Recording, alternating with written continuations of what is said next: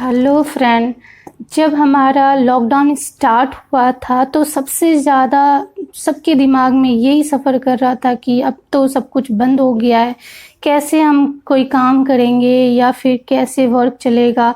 सबसे ज़्यादा तो स्टूडेंट और टीचर्स पे था कि लॉकडाउन स्टार्ट होने के बाद स्टडी कैसे कंटिन्यू रखेंगे, बच्चे का स्टडी सफ़र करेगा, स्टडी सफ़र किया तो बच्चे की भविष्य का सवाल है। तो सब ने प्रोवाइड की कि ऑनलाइन क्लासेस स्टार्ट करना। अब ऑनलाइन क्लासेस अब तो अनलॉक स्टार्ट हो चुका है, लेकिन फिर भी अभी भी स्कूल कॉलेजेस नहीं खुले हैं, तो ऑनलाइन क्लासेस ही स्टार्ट है। तो जब ऑनलाइन क्लासेस स्टार्ट है तो उसमें कई दिक्कतों का बच्चों को इतने 5 महीने, क्योंकि मेरा बच्चा भी पढ़ रहा है, 5 महीने से मैं देख रही हूँ कि कई प्रॉब्लमों का फेस करना पड़ रहा है उसको। तो कई प्रॉब्लमों का फेस करना पड़ रहा है, तो मैं वो सब चीज़ उसका सल्यूशन लेकर आई हूँ कि इस प्रॉब्लम का कैसे सल्यूशन निकाला जाए और प्रॉब्लम क्या क्या आ रही है। टेस्ट भी हो रहे हैं तो टेस्ट में भी क्या प्रॉब्लम आ रही है, उसका क्या सल्यूशन निकाला जाएगा। तो आज मैं इसी बात को डिस्कस करने, आज होल वीडियोस इसी बारे में बनाई मैंने। तो पूरी वीडियोस लास्ट तक देखें ताकि आपको कोई भी ऑनलाइन में प्रॉब्लम आ रही है तो उसका सल्यूशन आप निकाल सके। पहला है तो समझने में मुश्किल आना।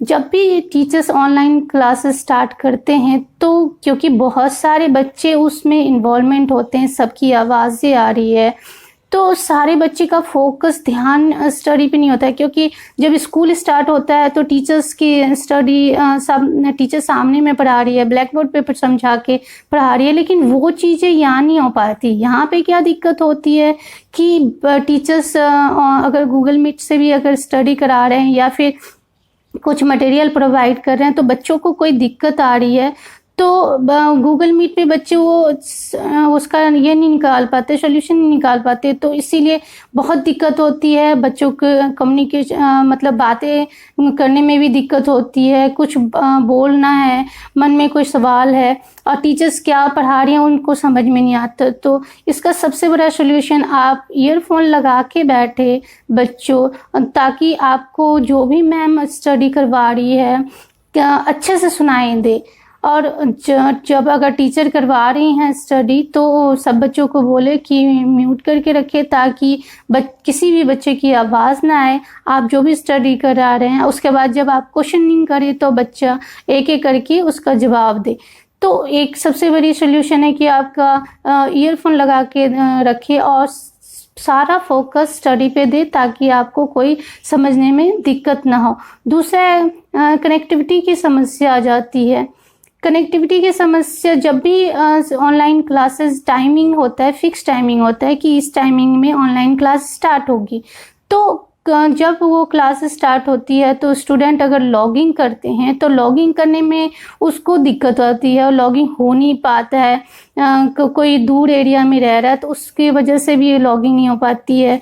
तो अगर मान लिया लॉगिंग हो भी गई स्टडी टाइम के ऑनलाइन क्लासेस में, तो आधे में अगर हुई तो उनको पता नहीं चलता कि आगे क्या स्टडी हो चुकी है। उसको ये भी दिक्कत होती है कि स्टडी क्या हो चुकी है, उनको पता नहीं चलता है स्टडी में कि क्या हो चुकी है, क्या स्टडी करवा चुके हैं। और बीच से हम स्टडी स्टार्ट किए तो हमें कुछ उतनी नॉलेज नहीं हो पाती है, यानी हमारी स्टडी अधूरी हो जाती है।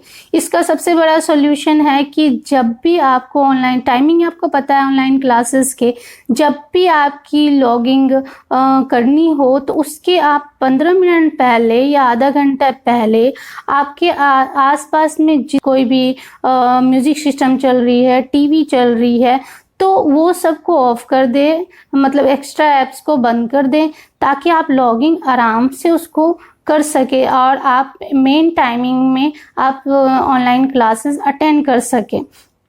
इसमें थर्ड बताऊंगी कि भटकाव आ जाता है। बच्चे क्या करते हैं, स्टडी तो ऑनलाइन क्लासेस के लिए पेरेंट्स से मोबाइल तो ले लेते हैं, लेकिन वो क्या करते हैं कि ऑनलाइन क्लासेस अटेंड करने के बजाय या तो वो यूट्यूब देखते हैं, म्यूज़िक देखते हैं या तो फिर गेम देखना स्टार्ट करते हैं, यानी उसका फोकस स्टडी पे नहीं हो पाता है। तो इसका पेरेंट्स को भी लगता है कि ये तो स्टडी कर रहा है, लेकिन जब वो वॉच करते हैं तो देखते हैं कि वो तो किसी और ऐप में लगा हुआ है। तो इसमें पेरेंट्स का कहूँगी कि पेरेंट्स को जब इसका सोल्यूशन देना चाहूँगी कि जब भी बच्चे स्टडी करने ऑनलाइन क्लासेस के लिए आपके मोबाइल ले, तो फिर आप उन पे ध्यान दें, या तो आप साथ बैठ जाएं। अगर मान लिया आपके पास टाइमिंग नहीं है तो आप उनके साथ बीच बीच में, जब उनकी क्लासेस स्टार्ट रहेगी तब आप बीच बीच में आप जाके चेक कर सकते हैं कि वो ऑनलाइन क्लासेस ही अटेंड कर रहे हैं। हाँ, ज़्यादा इंटरफेयर ना करें, क्योंकि बच्चे फिर वो बीच बीच में टोकने पे बच्चे की स्टडी ठीक से नहीं हो पाती है। तो आप दूर से वॉच करें कि उसकी ऑनलाइन ही क्लासेस स्टार्ट है। 4 है, कम्युनिकेशन गैप हो जाती है। अभी टीचर्स क्योंकि जब क्लासेस में पढ़ाते हैं तो उनका सारा ध्यान बच्चों पे होता है और स्टूडेंट का भी सारा ध्यान टीचर्स पे होता है। लेकिन अब जब क्योंकि ऑनलाइन क्लासेस है तो ऑनलाइन क्लासेस में क्या होता है कि टीचर्स पढ़ा रही हैं, एक टाइमिंग फिक्स है और उसी में पढ़ा रही हैं। तो कभी कभी बच्चा अगर बीच में स्टडी कराते कराते कुछ क्वेश्चनिंग करना है, क्योंकि टीचर्स एक टाइम लिमिटेशन देती हैं कि हाँ अभी मैं स्टडी करा रही हूँ तो बीच में किसी को नहीं टोकना है, क्योंकि ऑनलाइन क्लासेस है। इसमें टीचर्स को भी लगता है कि अच्छे से वो समझा सकेंगी अगर म्यूट में सभी रहेंगे, कोई ना बोलेंगे तो। लेकिन यहाँ पे स्टूडेंट में प्रॉब्लम कम दिक्कत ये आ जाती है कि कुछ अगर मान लिया उस पोजीशन में अगर स्टडी कंटिन्यू है और वहाँ पे कोई दिक्कत आ रही है तो वो पूछ नहीं सकता उस टाइम पे। मान लिया कि दिक्कत आ रही है तो वो पूछने में उसको दिक्कत आती है, क्योंकि बार बार इंटरफेयर करने पे मैम का, टीचर्स का भी प्रॉब्लम आ जाती है और स्टूडेंट में भी शाउटनेस हो जाती है कि बीच में बहुत सारे बच्चे बोल रहे हैं, तो वो दिक्कत आ जाती है। लेकिन अगर मान लिया इसका सोल्यूशन है कि अगर मान लिया कि अगर क्लासेस हुई आपकी, आज कोई भी सब्जेक्ट का हुआ, हिंदी, इंग्लिश, मैथ्स, कुछ भी सब्जेक्ट का हुआ, आपने वो स्टडी कर लिया, आपने खुद से भी इसको स्टडी की है, और जब अगर प्रॉब्लम कुछ आ रही है तो आप उसको नोट में लिख कर रखें। नेक्स्ट डे अगर ऑनलाइन क्लासेस आपकी स्टार्ट होती है तो आपको जो भी प्रॉब्लम है उसका आप सबसे पहले इस क्लास स्टार्ट होने से पहले ही आप उन टीचर्स से पूछ सकते हैं आपकी कोई भी प्रॉब्लम। तो वो खुद ब खुद आपको कोई भी प्रॉब्लम है तो आप अगर नोट करके रखें तो मैम टीचर्स आपको वो प्रोवाइड कर देगी कि ये प्रॉब्लम आ रही है तो इसका सोल्यूशन ये है। तो इन सारी चीज़ों की वजह से आप ऑनलाइन क्लासेस अच्छे से अटेंड कर पाओगे और कोई प्रॉब्लम भी नहीं आएगी। और दूसरा ये कहूँगी कि बच्चे अपनी नोट्स खुद तैयार करें, जैसे टीचर्स पढ़ा देते हैं। छोटे क्लासों में तो चलो 5th 6th 7th तक की बात करूँगी तो वो तो बच्चे टीचर्स आंसरिंग प्रोवाइड करते हैं, लेकिन बड़े क्लासों में बच्चे खुद, अगर टीचर ने पूरा लेक्चर दे चुके हैं तो वो बच्चा खुद से नोट्स बनाए। अगर नोट्स में फिर कोई प्रॉब्लम आ रही है तब जाके वो टीचर एक नोट लिख कर रखे एक पेज में, तो उसके बाद जब ऑनलाइन क्लासेस स्टार्ट होती है तो आप टीचर्स से उन सारे प्रॉब्लमों के बारे में आप पूछ सकते हो।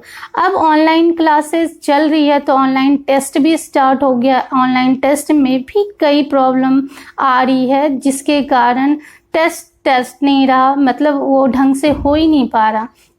सबसे पहला प्रॉब्लम ये आ जाता है कि जो टेस्ट होता है, क्योंकि जाहिर बात है सारे पेरेंट्स को चाहिए 100% मार्क्स, तो सारे पेरेंट्स ज़्यादातर क्या करते हैं कि अगर बच्चे का टेस्ट हो रहा है, क्योंकि घर में हो रहा है, तो पेरेंट्स का सारा ध्यान होता है कि आंसर देने में।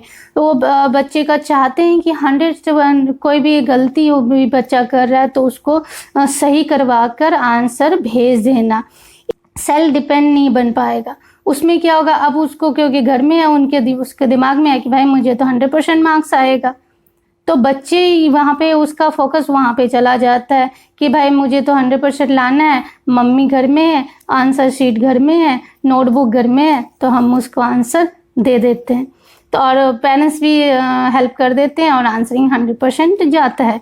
तो इससे बच्चे का भविष्य खराब होता है, तो बच्चे सेल्फ डिपेंड नहीं बन पाएंगे। इसीलिए अगर टेस्ट आता है तो पेरेंट्स को इंटरफेयर करने के बजाय उसको खुद से टेस्ट करने दे। अगर गलत होता भी है तो कोई बात नहीं, बच्चे गलतियां करेंगे तभी सीखेंगे, गलती आएंगी नंबर कम आएंगे कोई बात नहीं, बच्चे ने खुद से आंसरिंग की है।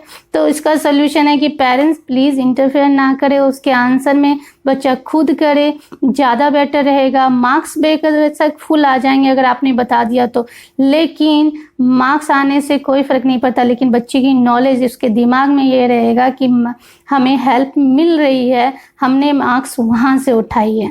दूसरा है, जब बच्चा टेस्ट चल रहा है तो बच्चा क्या होता है कि टेस्ट देते वक्त ही, क्योंकि एक टाइमिंग लिमिटेशन होती है उसमें आंसरिंग भेजनी होती है, तो क्योंकि अगर छोटे बच्चे हैं तो टाइमिंग थोड़ा लेट भी हो जाता है चल जाएगा, लेकिन 11-12 तक की बात करूँगी तो उसमें क्या होता है कि अगर आंसर दे रहे हैं तो बच्चे जल्दी जल्दी क्वेश्चनिंग करने में वो आंसरिंग गलत कर देते हैं। इसका सबसे बड़ा सोल्यूशन है कि बच्चे क्वेश्चन अच्छे से पढ़ो और उसके बाद आंसर दो। क्वेश्चन छूट जाए चलेगा, लेकिन आपने क्वेश्चन अच्छे से नहीं पढ़ा, उसके आंसर गलत दिए, मार्क्स कटेंगे, वो सही नहीं है। इसीलिए क्वेश्चन सबसे पहले क्वेश्चन अच्छे से पढ़ने चाहिए। लास्ट है कि टाइमिंग मैनेजमेंट नहीं हो पाता, क्योंकि एक टाइमिंग अगर मान लिया 40 मिनट्स या 1.5 आवर्स टाइमिंग है और बच्चे को कई क्वेश्चंस दिए गए हैं उसमें सॉल्व करके उसको सेंड करना है, तो बच्चे के दिमाग में होता है कि इस टाइमिंग पे ही उसको सॉल्व करके भेजना है। बच्चे ने टाइमिंग मैनेजमेंट सीखी नहीं है तो उसको दिक्कत आती है कि उस टाइमिंग पे वो सॉल्व नहीं कर पाता है।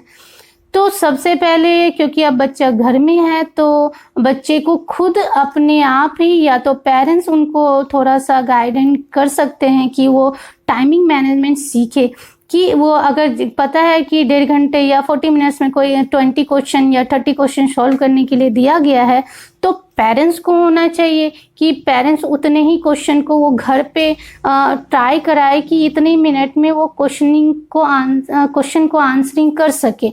अब जब टाइमिंग मैनेजमेंट करनी आएगा तो वो ऑनलाइन क्लासेस में अच्छे से वो टाइमिंग पे आंसरिंग सॉल्व करके वो भेज सकता है। अब आंसरिंग भेज सकता है तो वो ये ऑनलाइन क्लासेस में तो बेनिफिट होगा ही, उसको बोर्ड लेवल तक में भी बेनिफिट ये आएगा कि टाइमिंग मैनेजमेंट करना आ जाएगा।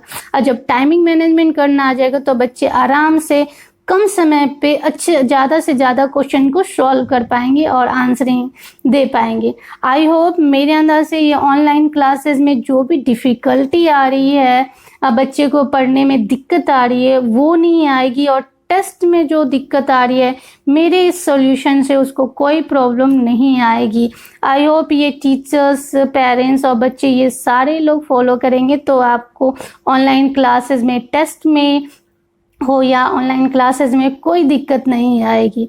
तो मैं नए मोटिवेशनल वीडियोस को इसी तरह से बनाती रहूँगी, नए नए टॉपिक पे नए मैं ट्राई यही कर रही हूँ कि नए टॉपिक पे नए प्रॉब्लम जो आ रहे हैं ये इसी 2020 में कई डिफ़िकल्ट प्रॉब्लम आ रही है, उसका सोल्यूशन निकाल के मैं आपको प्रोवाइड कर सकूँ, सोल्यूशन प्रोवाइड कर सकूँ।